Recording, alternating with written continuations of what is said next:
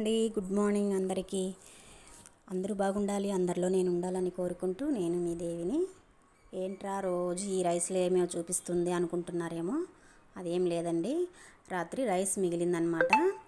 ఇంకా రైసు అంటే రాత్రే వండాను, కొంచెమే తిన్నారనమాట పిల్లలు. సరే ఇంకేం చేద్దామని చెప్పి దానికోసం అయితే నేను చింతపండు రాత్రి కలిపి నానబెట్టేసి బాగా పిసికేసి రైస్లో అయితే కలిపేశానండి, ఉప్పు పసుపు వేసేసి. ఇంకా దాన్ని అయితే తెల్లవారితో అయితే బాగా అట్లే నిగుడుకొని ఉంటుంది, బాగా పుల్లలుగా అనేసని అలాగే పెట్టేశాను. ఫ్రిడ్జ్లో పెట్టడానికి పట్టదనమాట నాకు ఫ్రిడ్జ్, దానివల్ల బయటే పెట్టేశాను. దానికోసం అయితే పోపు వేసి తాలింపు చేసేద్దాము పులిహోరలాగా అని చెప్పని ముందుగా అయితే పెనం పెట్టుకున్నానండి. ఆయిల్ వేసుకొని ఆవాలు, దబ్బొద్దిపప్పు, పచ్చనిపప్పు, శనగగింజలు అవన్నీ వేసుకొని బాగా అయితే వేపుకుంటున్నాను. ఇంకా తర్వాత అయితే ఎర్రగడ్డ ఒకటి కట్ చేసి పెట్టుకున్నాను, ఎండుమిర్చి 2, పచ్చిమిర్చి ఒక 4-5 వేసుకున్నాను. దానికోసం అయితే ఇంకా పచ్చి కరివేపాకు వేసుకున్నాను.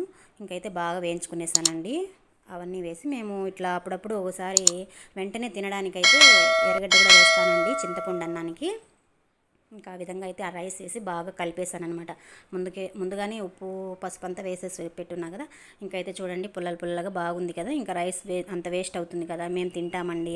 రాత్రి అన్నం మిగిలితే మెత్తగా లేకుండా పుల్లలుగా ఉన్నిందనుకోండి, ఈ విధంగా ఏదో ఒక రైస్ అయితే తిరగబాటు చేసేస్తాను అనమాట. పెప్పర్ రైస్ అంట, ఇట్లా రకరకాలుగా చేసేస్తూ ఉంటా.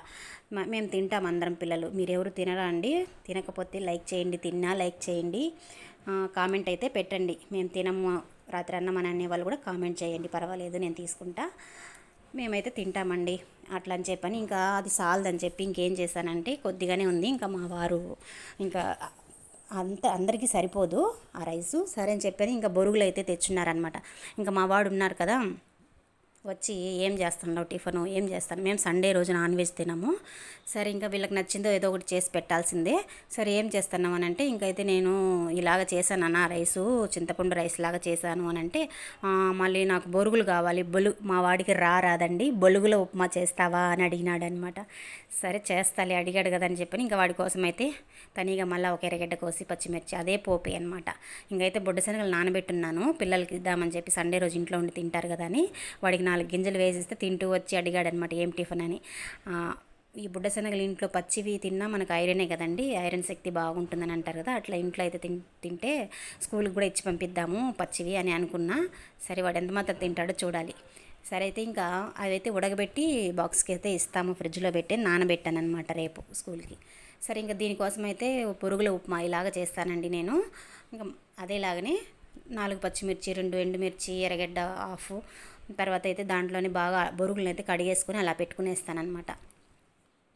పెట్టుకొని ఇంకా తగినంత ఉప్పు, ఆవాలు, నూనె వేసేసుకొని పచ్చనిపప్పు, దబ్బుదిపప్పు, శనగగింజలు అయితే తప్పనిసరి వేస్తానండి, మా వారికి ఇష్టము, పిల్లలు కూడా తినాలా అనేసి వేస్తానమాట. ఇంకైతే బాగా పిండేసి పక్కన పెట్టుకున్నాను కదా బొరుగులు కడిగేసి, అవైతే బాగా పలపలానే వచ్చిన దాకా మనం నూనెలో కడాయిలో వేసేసుకొని బాగా అయితే కలిపేసుకోవాలండి.